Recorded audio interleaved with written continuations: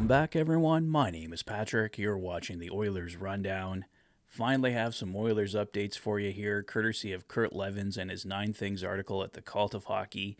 So let's go over a few of the things that Kurt Leavins had to say. Kurt starts out by mentioning the departure of video coach Jeremy Kupel from the Edmonton Oilers that we went over a few days back. TSN's Ryan Bouchard did have an update on Jeremy following that. Ryan reported the following: sounds like Jeremy left on great terms with the organization, made the decision for personal reasons, and was very happy with his 7 years with the club.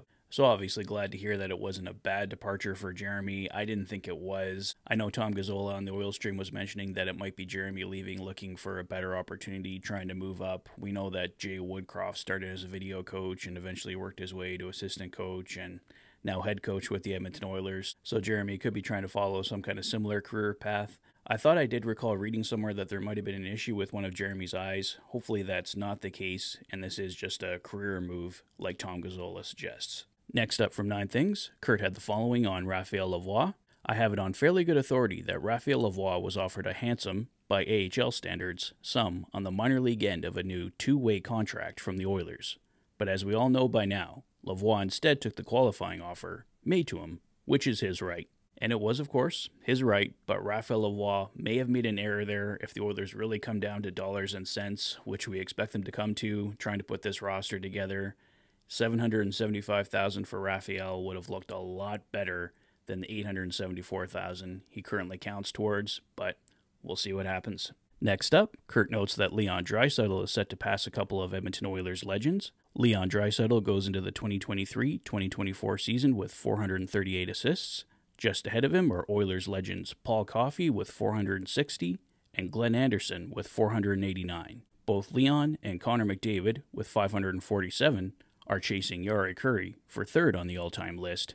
Jari Kurri has 569. And Kurt Leavins had the following on Ryan McLeod and Evan Bouchard. The Ryan McLeod contract watch continues. The Speedy Center's arbitration date is scheduled for August 4th, which is quickly sneaking up on us. But a member of the organization said to me recently, and emphatically, it'll get done. I expect it will be a 2-year deal with an AAV close to $2 million. McLeod is pretty much written into the 3C slot and pen. He is a highly effective 5-on-5 performer. His wheels and smarts make him an excellent PK man, and he can probably pick up a few more shifts here and there on a seldom used second power play unit. And after taking a very club-friendly deal last season, I do not expect the organization to grind McLeod excessively. They need him. In fact, logic dictates that both Ryan McLeod and Evan Bouchard are close, and that both will be sewn up with new contracts long before training camp hits. I don't think that the recent Vince Dunn deal is as much of a leading measure for a Bouchard contract in the short term, at least not as much as the one signed by Bowen Byram for an AAV of $3.85 million. Like McLeod, I expect Bouchard to ink a 2-year deal. That is probably in the best interests of both the player and the club. But I would not be surprised if Bouchard's payday came in a notch higher than Byram, awfully close to $4 million. So not a ton of new information there. Ryan McLeod, $2 million or close to $2 million. Evan Bouchard, $4 million or at least close to $4 million. The Oilers are going to have to go with a 21-man roster. I just don't see any way around it here. If we bring up the graphic again, I have Raphael Lavoie in there as the 12th forward at $874,000, but he could leave. You could bring in another player at $775 or a little bit above $800, like where Raphael Lavoie is. That leaves the Oilers with a total cap hit of $83 million, around $283,000 in cap space. As we've talked about recently, a 22-man roster just seems to be out the window at this point.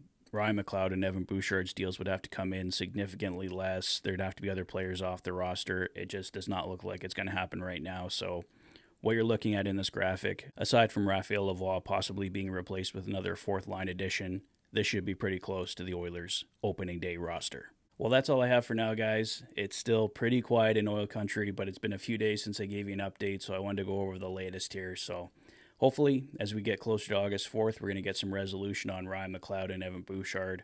I don't think Ryan McLeod is going to go right to his arbitration date on August 4th, so I think we will have some kind of resolution the week of July 31st, and once Ryan McLeod is done, I think we're going to hear about an Evan Bouchard contract almost immediately afterwards. But like I said, that's all I have for today, so let me know your thoughts on everything in the comments section below. If this is your first visit to the channel, and you like what you see, please consider liking and subscribing for all the latest Oilers content. You've been watching the Oilers Fanatic. Thanks for being a fan.